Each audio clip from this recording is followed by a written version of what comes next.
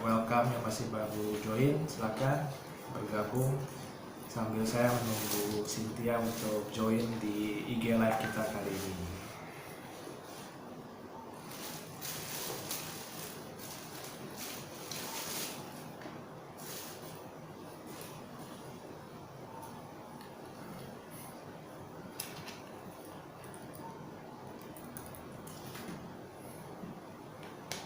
Hey Sin, apa kabar? Hai Jun, Gua baik. setting dulu. Kedengeran ya suara gue Iya, ya? kedengeran. Oke, masih WFH Sin? Masih I see. ke WFH. Kalau kantor di daerah mana ya? Di Kan kita baru pindah di daerah Blok M.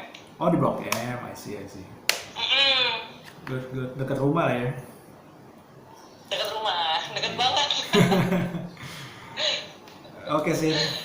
So buat teman-teman Gimana? aku mas nih yang baru pada join ya, Cynthia adalah dengan segudang pengalaman ya tentu saja ya, roket internet, kemudian bikin sendiri Sin Lola Box, and then Ya, Laksola yang kemudian jadi Sephora, Uber, Shopee, dan kemudian Kopi Kenangan, ya kan? ya.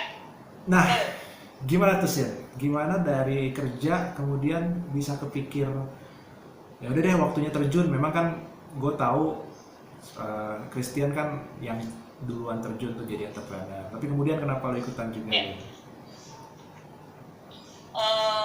Gue dulu awalnya kan sempat kerja bareng kan sama Christian di Rocket. Terus kita berdua mulai startup tuh bikin Lola Box gitu. It's a beauty box subscription kan. Ya, Which yang cuman run operationsnya 1,5 tahun gitu. Terus abis itu kurang berjalan lancar, and then we decided untuk yaudah deh kita harus balik lagi nih jadi karyawan. Nah, kita berdua jadi karyawan deh tuh. I join Luxola, Christian join salah satu investment visi lah gitu. Terus akhirnya gue jadi dari Luxola, abis dari Luxola di acquire sama Sephora, abis di acquire gue join Uber. Nah dari Uber juga akhirnya Uber di acquire sama Grab. Terus dari Uber gue loncat ke Shopee. Nah dari Shopee waktu itu udah sempat kerja bareng sambil jadi silent partner Kopi Kenangan. Waktu itu kita memang dari 2017 kan gitu, jadi memang udah involved through sedikit tapi memang belum full time, and then decided to full time once kemarin kita series A gitu. and then Sama semua, ya. kenapa kopi Sin? I mean previously kan beauty, and then Uber juga gitu kan, dan Shopee balik lagi ke dunia beauty and fashion, e-commerce, and then kopi like F&B suddenly. Iya, ya awalnya sih gara-gara kita lihat kan kayak waktu itu lagi tren tuh 2017 ada kopi legendaris satu lah yang memang sampai dikunjungi Jokowi gitu ke tokonya. Nah waktu itu lagi hits banget, terus kita pikir kayak oke nih marketnya udah ke educate, kita kenapa nggak penetrate juga gitu. There's a lot of business yang the similar business yang udah help educate the market, kita ride the waves aja, coba-cobalah iseng-iseng kamu with Kopi Kenangan gitu. Tapi bedanya kan Kopi Kenangan dengan yang lain karena nggak di franchisein kan ya, karena kan semua everything kalian yang manage kan ya, dan nggak ada rencana Jadi franchise juga kan. enggak, jadi dari awal kita emang decided nih, kan ada dua business model, ada mau franchise business atau kita mau own investment lah gitu. Kita memang ngejar investor, terus series A, memang bentuknya startup lah gitu. Ya we decided untuk ngelakuin langkah itu karena kan lebih gampang untuk kita manage kan in terms of communication, QC products, segala macamnya lah gitu. Ya udah kita run lah dengan bisnis model yang memang kita mikirnya ini harus scalable, jadi OPEX CAPEX-nya memang harus benar-benar dipertimbangkan, jadi nggak cuma kayak jual beli license gitu. Terus kan kalau ngomongin kopi ya, mungkin yang kalau gue salut dengan kayak bisa kaitin dengan something yang maybe yang cheesy lain gitu kayak kopi kenangan, terus kayak Ya. ada yang gue sering beli sih tuh namanya yang Andilau itu ya, yang kenangan di masa lampau itu yang teh kopi itu. Teh sama kopi itu, Iya iya ya. iya. Itu kan lu Ini dengan dua partner cowok tuh. Nah, itu biasa tuh ideationnya tuh dari lu apa dari mereka? awalnya dari Ed. Jadi nama kopi kenangan tuh dari Ed, terus konsepnya juga Ed bilang kayak, oh yang lain tuh namanya very unique ya. Jadi gimana nih kita kan memang visinya tuh memang gede. Jadi mau ngembangin Indonesia Coffee keluar lah gitu. Memang dream big banget awalnya. Jadi kita benar-benar apa ya yang Indonesia banget, yang semua orang punya, yang relatable to everyone gitu. Ya udahlah kenangan aja gitu. Terus nama menunya kopi kenangan mantan. Siapa sih yang nggak punya mantan kan? Ada mantan teman, ada mantan pacar, mantan tuh macam-macam lah gitu. Terus akhirnya kita come up something yang unik gitu. Ya udah yang memang waktu itu zamannya belum ada yang pakai brandingan semacam itu. Jadi kita come up with sekalian aja cheesy, yang receh, yang approachable gitu. Biar orang tuh gampang ingat. And it turns out it works karena for the first 1,5 tahun kita dua tahun kita nggak ada marketing budget. I see. Jadi basically operation budget and then rely on virality-nya itu ya. Iya, jadi kita benar-benar cuma expansion aja, biar basic itu brandingnya juga kan ada di mana-mana gitu. Advertisement juga, cuma kita nggak ngelakuin kayak anything beyond that on marketing lah. Jadi grow organic waktu itu. I see. Terus kalau dari kalian sendiri sebagai the founders of Kopi Kenangan ya, ini sebetulnya arahnya tuh mau dibawa kemana sih? Apakah cukup di Indo aja? I mean, kan we know that from the news you guys have been doing series B and also big names have joined the band, right? Ada yang dari Eduardo lah, terus ada sebelumnya kan Jay-Z and Serena Venture ya, right? And then Sequoia, of course. What's the plan? The plan memang awalnya kita memang kalau awalnya pengen bikin scalable business aja di Indonesia, jadi kayak throughout dari Sabang sampai Merauke tuh ada lah gitu. That's the first mission. Terus ternyata tractionsnya lumayan kan di Indonesia sendiri, bahkan kita udah buka di Palembang, di Medan segala macam tuh ada gitu minatnya. Terus kita mikir kayak why not we go further, even kayak penetrate Southeast Asia market. That's the plan. Jadi kita akan tap in 2-3 negara di Southeast Asia buat expanding gitu. That's the dreams that we are aiming right now. Oh, I see. Jadi memang ada plan untuk go regional ya? Ya. Dan juga apakah ketika lu go regional nanti namanya gimana tuh? Maybe kan someone di luar nggak gitu relatable dengan yang something yang relatable di Indo ya? Itu masih rahasia. Oke.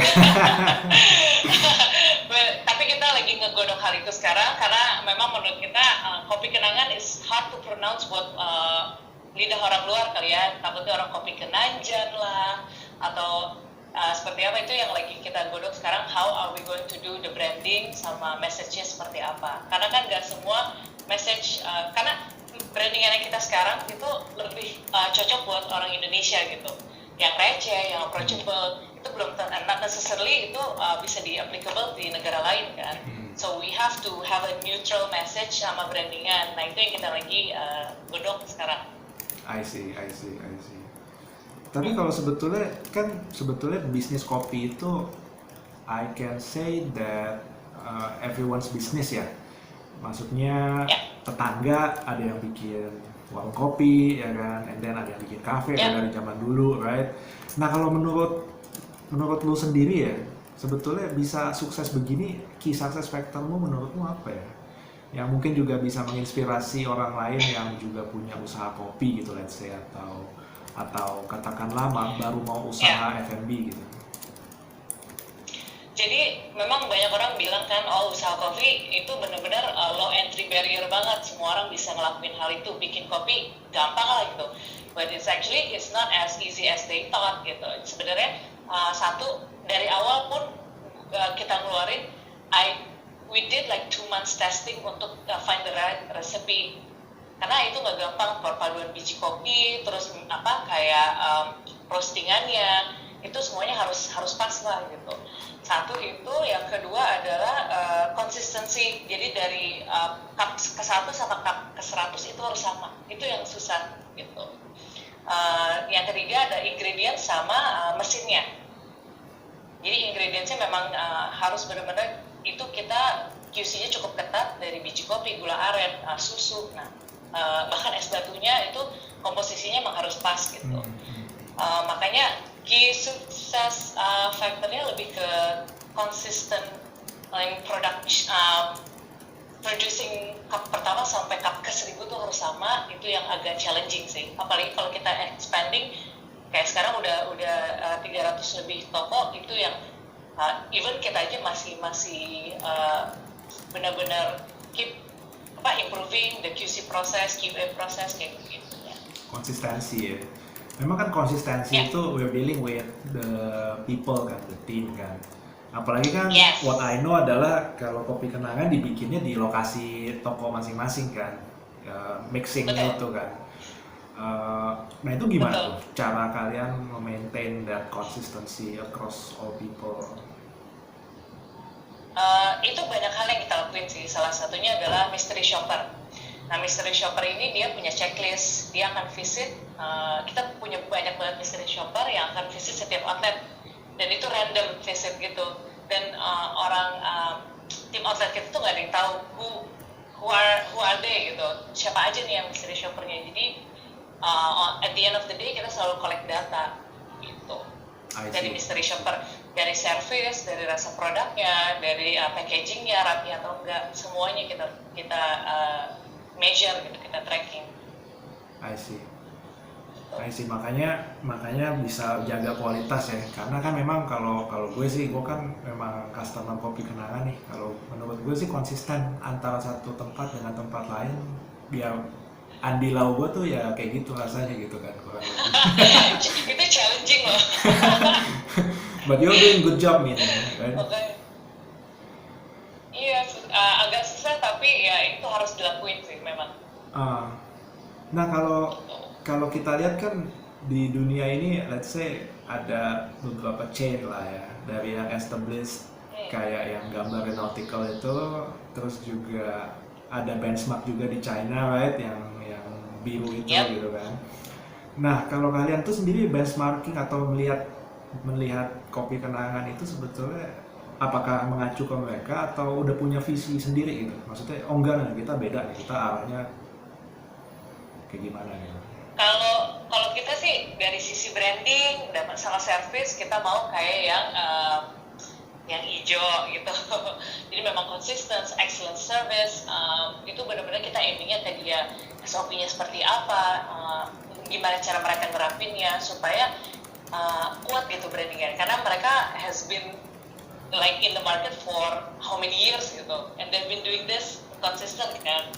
Tapi kalau untuk growth, mungkin untuk yang sebelah tanpa ada without the issues lah gitu, tapi growthnya kayak sebelah gitu, yang dari China ya.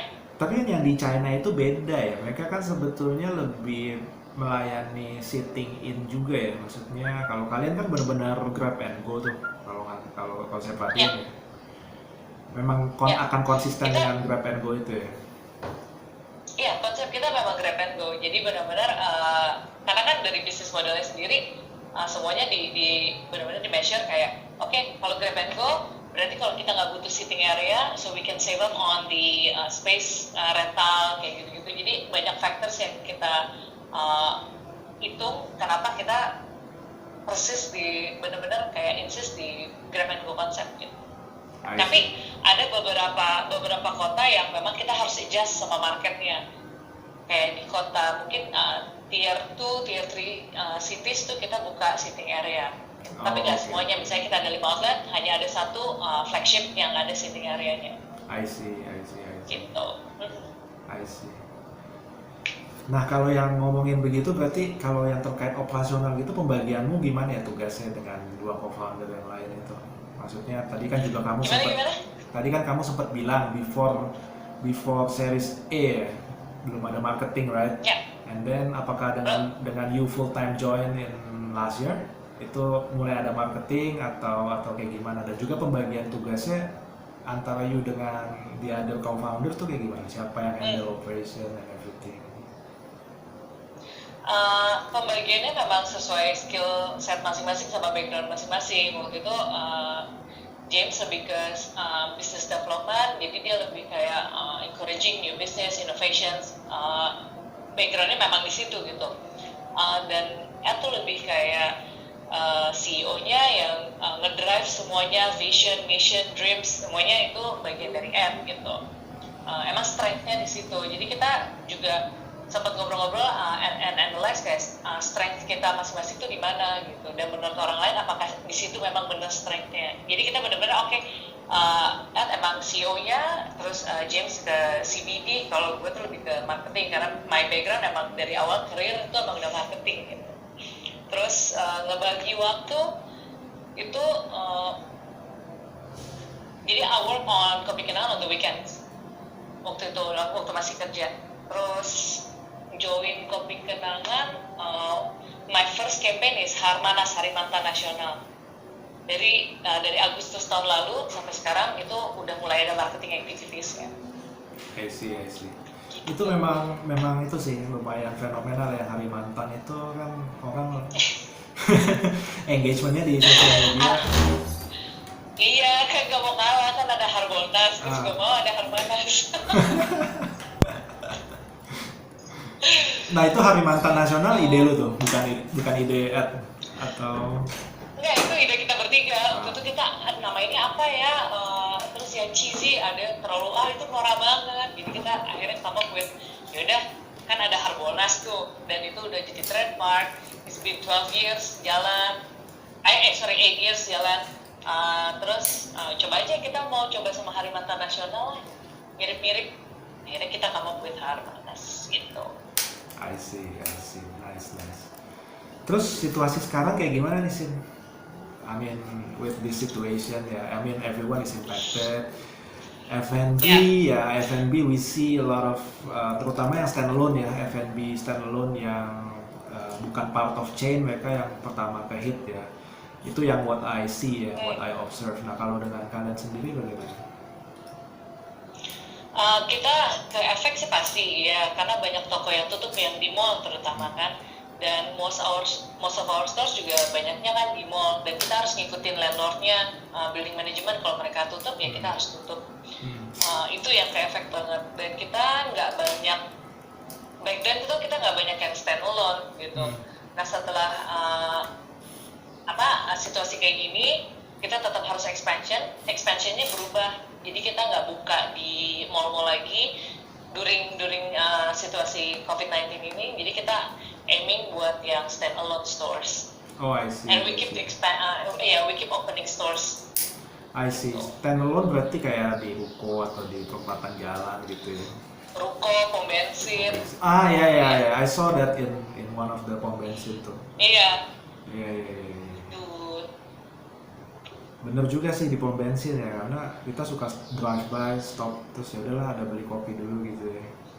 Dan nggak perlu, jadi benar-benar kan kita ada app juga, bisa pre-order, terus tinggal ambil. Jadi nggak perlu lama-lama ada ke-expose di luar gitu. Betul. Sekali isi bensin lah sambil order ya. Nah awal-awal tuh gue dulu sempet pakai appnya itu buat kayak cheating line tuh, karena kan basically kalau gue udah order ke app, gue basically passing the queue line and then langsung tunjukin ke baristanya. Well depending sih, kadang-kadang baristanya akan ngikutin prosesnya yang orang udah ngantri, gue dimasukin ke antrian berapa. Tapi kadang ada yang dedicated yang ngurusin dari app aja tuh, jadi pesanan gue langsung jadi gitu ya.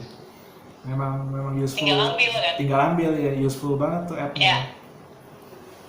Betul. Itu COVID kemarin kita akhirnya launching delivery feature di app. Oh, oke. Jadi sekarang bisa langsung deliver tadinya kan cuma pick up ya. Tadi cuma pick up, pre-order. Sekarang udah di rumah aja order. Terus lagi free ongkir lagi. Sekalian promo gue. Boleh. gue cobain deh, gue belum coba lagi soalnya. Karena kemarin ini sejak di rumah gue juga jadi nyoba-nyoba bikin kopi sendiri gitu. Maksudnya ya Ya, beli beli beli beansnya sendiri gitu, cobain gitu kan. Jadi nggak terlalu pesen di luar. Tapi iya, itu juga ngefek juga sih ke sales kayak tren dalgona kayak gitu kan ya ya buat ya di ya ya. rumah. Ya, makanya kita ya nggak apa-apa, we have to adjust aja. Gitu. I see. Tapi kalau you melihat the new normal ini, kan banyak yang bilang I don't know 1 year, 2 years, maksudnya nggak ada yang tahu nih, maksudnya bisa akan berjalan seperti apa dan seberapa besar behavior yang akan berubah dari masyarakat gitu kan. Apakah perubahan behavior ini akan nantinya akan bersifat permanen gitu, bahwa orang akan katakanlah takut ke mall gitu kan, takut yang sifatnya mengantri atau berkumpul di terlalu banyak orang di satu tempat gitu kan. Berarti memang kalau lu melihatnya berarti memang yang nggak akan digenjot adalah delivery gitu ya, atau ada strategi yang lain gitu. Kita dari delivery juga kita genjot, terus dari pre-ordernya SOP-nya benar-benar kayak kalau emang orang harus ke toko benar-benar pick up aja, nggak usah antri-antri lagi. Dan walaupun mereka walk-nya juga kita tetap jalanin, tapi ada ngikutin kayak social distancing. Jadi kalau antri itu harus 1 meter apart, 2 meter apart, kayak gitu-gitu. Itu yang kita SOP yang kita ubah semenjak COVID-19 ini. I see. Buat teman-teman yang pada join, yang mau nanya silakan ya. Buat yang nanya buat Cynthia nih. Jarang-jarang kan bisa ngobrol sama Cynthia ya. Sin, kalau kamu sendiri bagi waktunya gimana sih? Antara pekerjaan and then raising a family, ya kan? Gimana tuh bagi waktunya?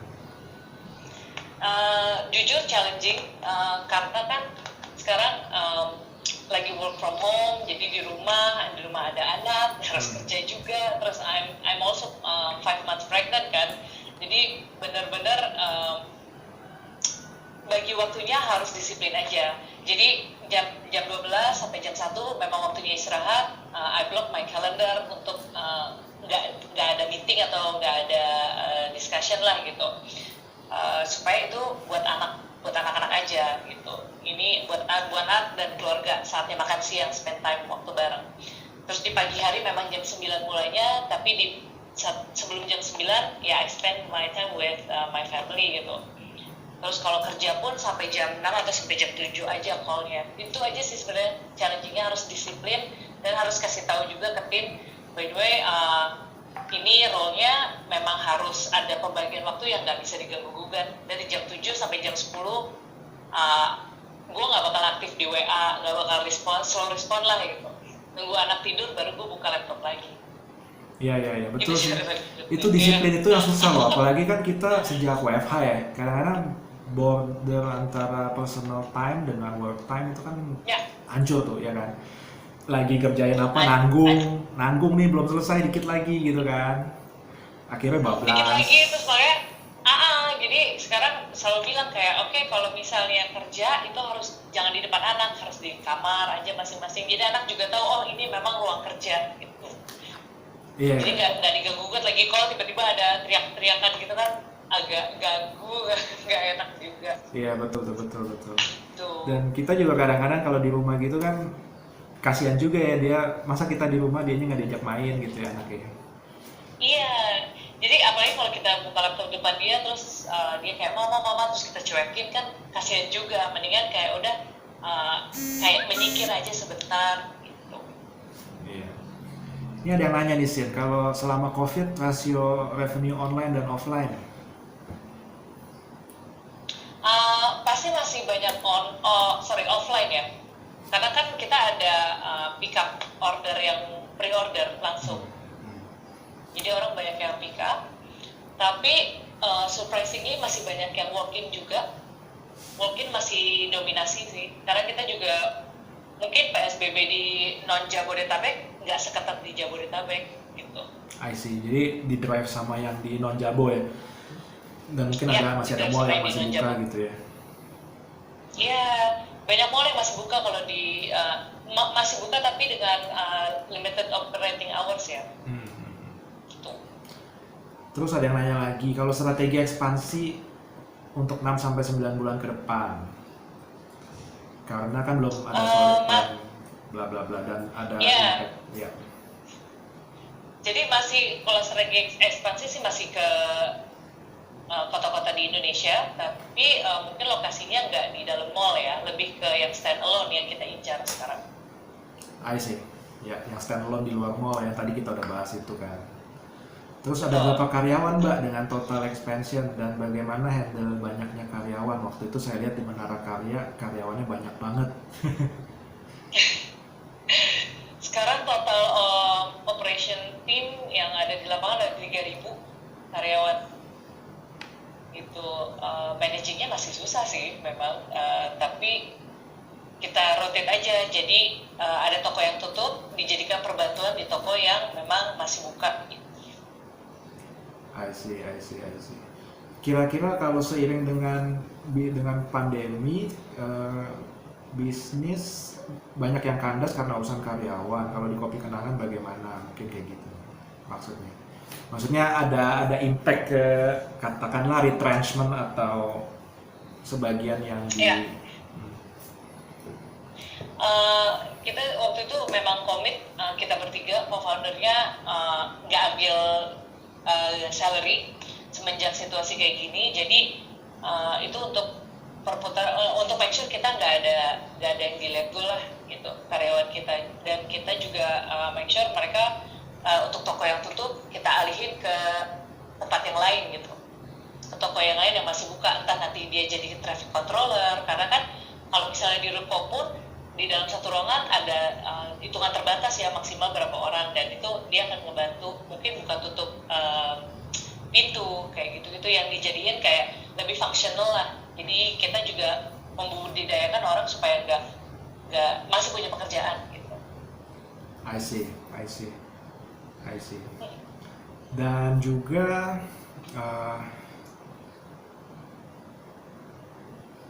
nah kalau ini ada yang nanya nih, kalau Mbak apakah risetnya pakai marketing yang mahal atau riset coba-coba sendiri? Kalau Jeko, merek donat, ownernya suka keliling dunia buat cobain donat di satu dunia, gimana? Kalau untuk product development ya berarti research-nya itu lebih kayak kita sering-sering aja rajin-rajin what's going on outside, coba produk dari sebelah, terus kalau di luar tuh lagi tren apa, tren dalgona kayak gitu-gitu yang kita coba. Tapi kalau untuk coba sendiri, biasanya yang coba ya anak-anak, ya tim kita sendiri, enak nggak resepnya. Itu setiap produk launching yang kita lakuin itu testingnya ke tim sendiri sih. I see. Berarti kalian ada satu tim kayak semacam R&D gitu ya, yang fokusnya untuk ada. I see. Mereka itu scientific background, maksudnya dengan apa tuh food technology background, atau maksudnya backgroundnya itu I see. Jadi memang yang kompetens buat yang emang kompetens orang buat kayak we come up with menu A dengan resep A. Kita satu menu tuh bisa sampai 3, 4, 5 varian. Dan itu mungkin perbedaannya dari kadar gulanya di dalamnya, dari kadar kopinya diubah-ubah, jadi yang mana yang pas gitu. Jadi kita sebenarnya coba sendiri sih. Kita nggak pakai third party research. I see. Nah kalau kalian bertiga sebagai founders itu ada yang hobi ikutan nyoba-nyobain atau kasih nih kurang nih, maksudnya ada yang di setiap proses R&D ikutan ya? Pasti kita bertiga ikutan. Pasti ya? Kita bertiga pasti ikutan. Yang come up sama ide dan segala macam sebenarnya itu lebih ke James ya, karena kan CBD kan, business development sama product development and innovations. Jadi James yang come up with idenya gini, terus lagi trennya karena ini segala macam dia jelasin, lalu R&D team akan ubek-ubek tuh ininya resepnya. Terus nggak cuma kita bertiga tapi semua tim kayak tim finance itu juga nyobain produknya gitu. I see. Dan kita akan vote ya. I see. Termasuk juga penamaan yang cheesy itu juga. Penamaannya kita bertiga pasti involved. Makin cheesy makin bagus ya. Makin cheesy makin kena kan. Betul. Terus ada yang nanya gini nih, ada penyesalan nggak? Mungkin I don't think kalau di Kopi Kenangan you have regrets ya. Or do you have regrets in Kopi Kenangan? Or maybe if you don't in your previous journey gitu mungkin. Penyesalan. Waktu buka startup pertama sih, penyesalannya adalah we didn't do deep research on both sides supply and demand. Jadi waktu itu startupnya cuma running 1,5 tahun aja, karena waktu itu kan cuma modal nekat aja, kita nggak benar-benar tahu dunia startup tuh bikin startup tuh seperti apa. Jadi benar-benar bold moves, dan ternyata kita belajar kalau misalnya mau buka startup itu memang harus research dari segala sisi 360 lah gitu, dari supply-nya, dari demand-nya. Dan our mistake was kita research hanya demand-nya aja, ada apa enggak, ternyata ada, berapa umur segala macam, tapi kita lupa sama supply-nya waktu itu. Karena ternyata Lola Box waktu itu kan lebih ke beauty box subscription yang memang the business depend on samples, product samples beauty ya. Dan the problem was import. Jadi import ekspornya tentang samples tuh nggak selancar di luar gitu. Karena kita di sini harus ada BPOM, walaupun itu sample products, BPOM takes a while. Nah itu yang akan jadi penghambat. Jadi kita nggak taking into account we have a lot of demand, tapi supply kita malah nggak ada. I see. Nah kalau dari pengalaman profesionalmu itu dengan berbagai tech companies, ada regret atau malah jadi learning dari mana yang menurutmu paling berpengaruh shaping your current state with Kopi Kenangan sih? Learningnya waktu itu lebih banyak belajar di Uber sih, karena I was there for over 3 years. Terus di situ benar-benar dibuka matanya, hey, by the way you're not working alone. Ada tim dari SF, ada tim dari seluruh kota yang ada Ubernya, you can actually contribute, bisa tukeran ide, dan itu yang ngebuka wawasan, buka network. Terus juga cara bekerjanya itu nggak ada yang bos terus bawahan, jadi semuanya rata, meritokrasi banget. Itu yang ngebuka cara kerja yang dynamic kerja tuh sebenarnya lebih enak, yang benar-benar 360 bisa kasih review gitu. Even kayak dari bawahan ke bosnya bisa kasih review, setransparan itu. Jadi benar-benar komunikasi itu penting banget dalam satu tim, ngebuat tim supaya solid. Dan ada satu yang waktu itu value-nya Uber yang be an owner not a renter, walaupun I was an employee waktu itu. Jadi itu yang mereka encourage banget untuk kita ambil keputusan sendiri. I see. Itu. I see.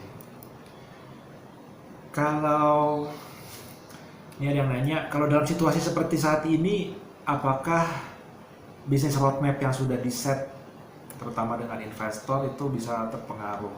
Kayaknya enggak ya, karena kan kamu malah bisa racing series B. Justru.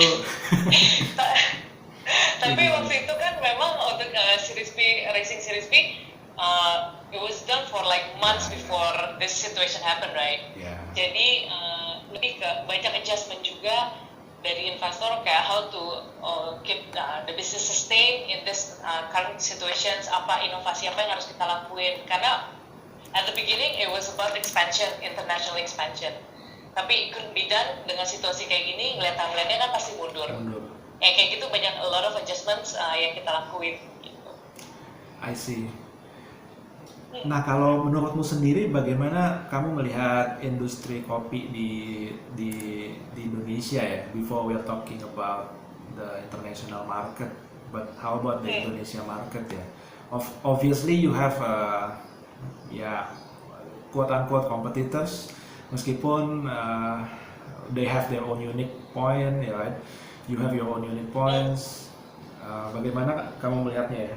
Dan apakah kira-kira, let's say maybe banyak audiens kita yang punya coffee business, menurutmu masih ada peluang nggak sih kalau mau bikin coffee business dari awal gitu, let's say? Playersnya banyak memang, quite a gambling juga kalau misalnya mau mulai coffee business, karena kayak sekarang dilihat dari situasi dekat rumah itu mungkin udah ada puluhan coffee business yang baru gitu. Memang harus dipertimbangin juga sih, kayak what is the uniqueness of your products gitu, what would distinct your product compare to yang lain, produk yang lain apa nih. Karena kan udah banyak juga brand-brand atau enggak toko kopi baru yang menjamur lah, even di Jakarta Selatan tuh udah banyak banget. Dan memulai bisnis itu juga memang butuh modal yang cukup besar kan, rental, terus mesin kopi, ya, itu yang perlu dipertimbangin. Untuk expansion di luar, ya, I think it's quite challenging sih kalau untuk memulai sekarang ya. I see. Karena udah walaupun marketnya udah penetrate, tapi even for us yang udah existing brand aja, we keep innovating a lot of products. Jadi cara branding dan approach-nya juga kita harus tetap supaya muncul di permukaan. Karena kan banyak nih yang berjamur, apalagi yang benar-benar konsepnya nguatin, ibaratnya kayak culture-nya adalah nongkrong kopi gitu. Kalau kita kan grab and go, totally beda. Nah itu yang kita harus tetap harus maintain gimana caranya supaya muncul di permukaan. I see. Jadi, but can I say that, let's say you start Kopi Kenangan rather than few years back, you start now.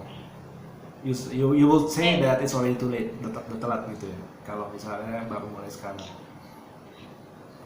Kalau sekarang nggak ada kata telat sih sebenarnya, cuman kayak seberapa niat dan seberapa beda sih you compare to others.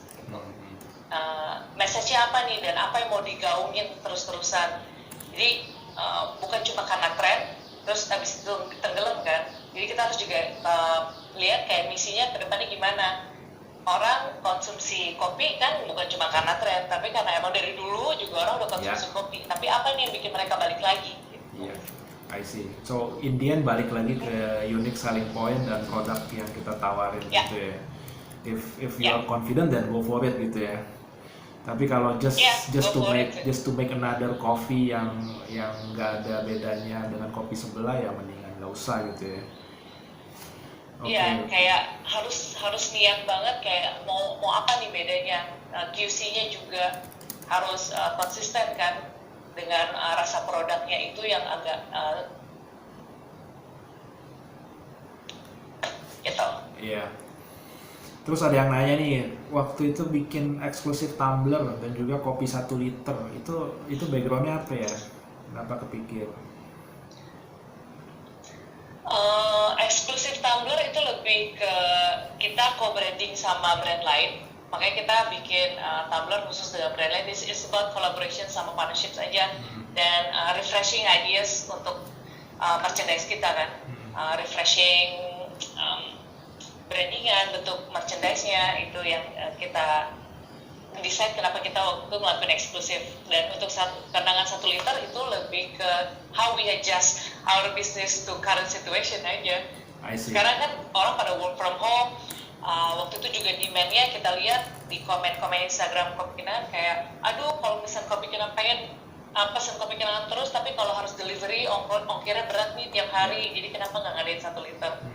Jadi kita juga pengen, akhirnya kita launch 1 liter itu.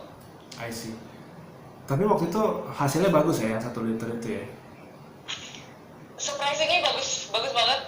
One of our best selling product sih. I see. Terus ada yang nanya nih, kepikir bikin komunitas Kopi Kenangan gak sih untuk yang loyal customer atau supaya nanti bisa bikin meetup customer dan lain sebagainya? Untuk community kita udah punya plan ke sana, tapi karena kondisi kayak gini jadi ketunda ya, jadi nggak mungkin kita meetup segala macam. Itu memang udah ada di pipeline-nya. I see. Terus kalau untuk bikin usaha kopi perlu biaya yang banyak nggak ya? Perlu mengeluarkan biaya yang banyak nggak? besar. Satu dari sisi rental sama mesin kopinya. Mesin kopi is one of our biggest investment kan, untuk buka satu store. Terus juga kita mikir orangnya, baristanya kan harus di training on how to use the coffee machines kayak gitu. Itu ya memang cukup besar sih. Cukup besar ya. To start that. To start with the scale, right? But of course kalau With the scale, yeah. kalau cuma buka depan rumah ya Ya sesuai. bisa, kalau nggak perlu bayar rental kan. Iya. Iya, tergantung dari goalnya. Goalnya mau kayak humble, terus humble coffee shop yang cuma di rumah, usaha rumah itu mungkin bisa di start dengan yang kecil. Cuman kalau visionnya, goalnya adalah mau scalable, ya harus pertimbangin juga sih modalnya. I see. Jadi kalau di negara Southeast Asia yang lain, I don't know ya, maksudnya apakah tren kopinya lebih advance dari Indo atau behind Indo sih? Kalau Southeast Asia ya? Southeast Asia ada yang lebih advance, ada yang sama, terus tapi ada juga yang kayak Vietnamese coffee kan itu drip udah terkenal banget kan, jadi they're very strong, the local very have a strong opinion about it, apalagi untuk menerima kopi baru gitu dari negara lain. Nah itu yang kita juga udah ngelakuin research, how we approach it, terus kita gimana cara ngenalin kopi Indonesia yang sekarang cuma dikenal, kopi luwak. Tapi mereka sebenarnya nggak tahu itu tuh dari Indonesia. Waktu kita tanya, what do you think about Indonesian coffee? Mereka cuma bilang itu paradise, Indonesia tuh tropical gitu. Nothing related with the coffee itself. Padahal kita kan one of produsen terbesar di coffee industry. Oh, that's why you see bahwa peluangnya banyak nih gitu kan, karena mereka belum tahu bahwa kita banyak hidden gems dari daerah-daerah kita yang kopinya very unique, right, with very unique taste. I see.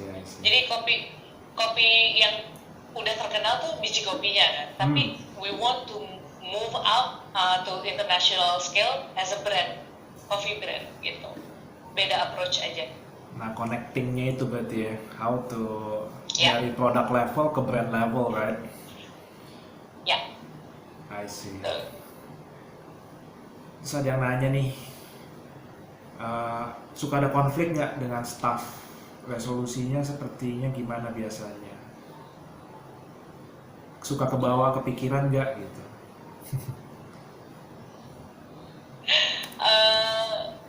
Kalau konflik pasti ada di dunia kerja manapun, nggak cuma di coffee doang, itu pasti ada konflik. Resolusi cara untuk maintain supaya itu solvingnya gimana, terus nggak kejadian lagi ya transparansi. Jadi benar-benar kita juga harus build culture kolaborasi atas bawah, kanan kiri itu tuh sama gitu. Jangan ada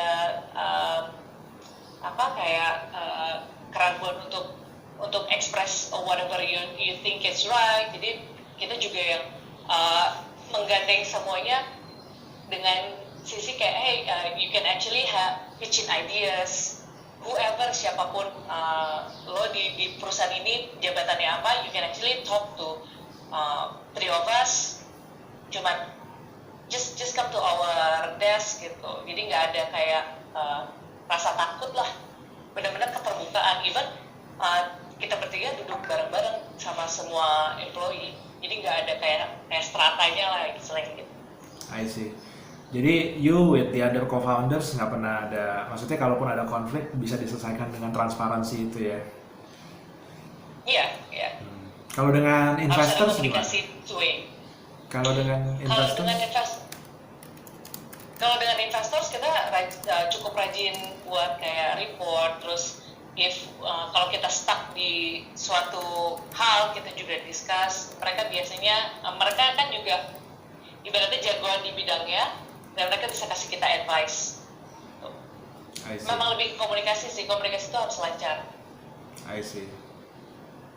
But I think Kopi Kenangan is one of the better performer lah ya dibandingin I think most startups company kan right at the moment facing difficulties ya. I think you're cukup lumayan, cuma cukup digejot juga sama investornya.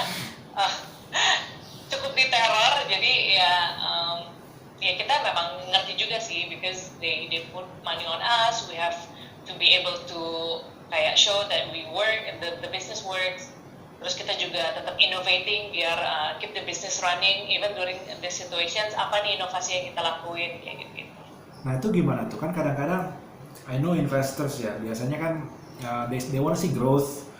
Well, either way lah, either growth or earnings, right? So kalau belum ada earnings dan growth, kalau belum ada growth ya harus jadi cash cow, either one lah.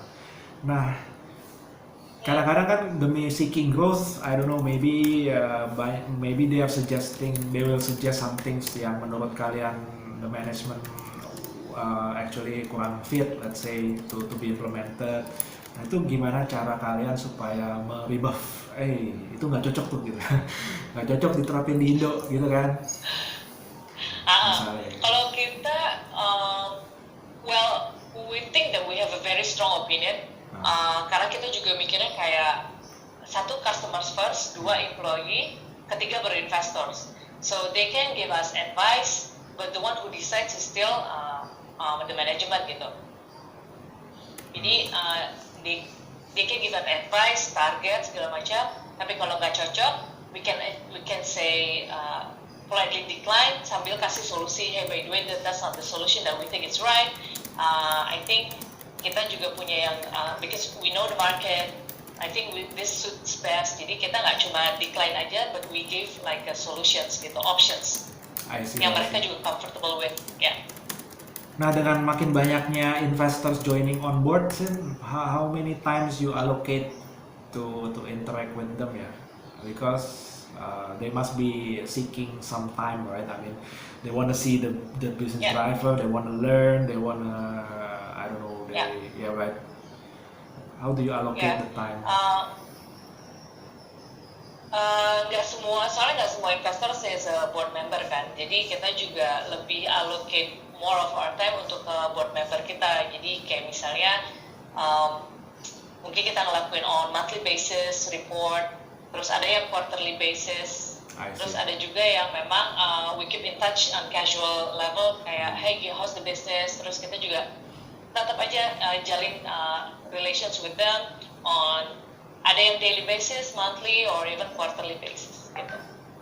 Ya, biasanya sih kalau investor sepanjang the metrics are met, mereka akan diam ya. Tapi kalau akan diem aja ya. Begitu udah kayak kok merah, nggak nyampe semuanya, ya. Atau mau fundraising lagi nih, baru mulai pada nimbrung gitu ya. Iya, jadi emang ada yang seasonal, ada yang rajin, ada yang seasonal gitu. Jadi tergantung investornya sih. Kalau di timeline kalian jadi unicorn kapan ya sih?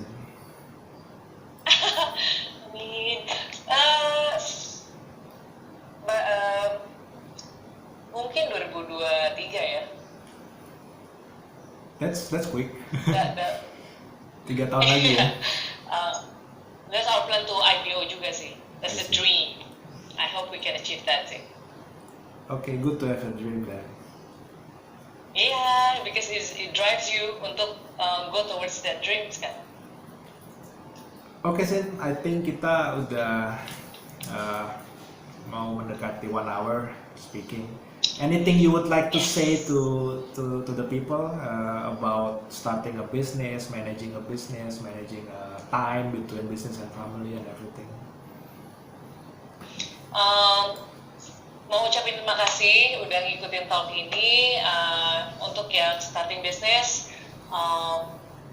do a deep research on both supply demand. Jadi mulai bisnis, satu memang modal nekat, dua modal kayak ilmu dan pengetahuan juga on that industry, sama skillnya apa gitu. Terus untuk yang lagi memang bisnisnya terimpact sama situasi yang sekarang, jangan mudah menyerah, tetap inovasi gimana ngelakuin memanfaatkan channel-channel lain untuk salesnya, untuk ngedrive salesnya. Gitu. Awesome, dan juga stay safe ya during pandemic ini of course kan. Yes, stay safe buat semuanya. Oke. Kalau bisa jangan keluar. Pesan dari app Kopi Kenangan delivery. Yes, ada delivery. Free ongkir, gue ingat. Oke, Sin. Thank you very much ya for your time. Nice having you with Thank you, us. Jude. Stay Yes, safe. thank you Bye-bye. for inviting me. Bye.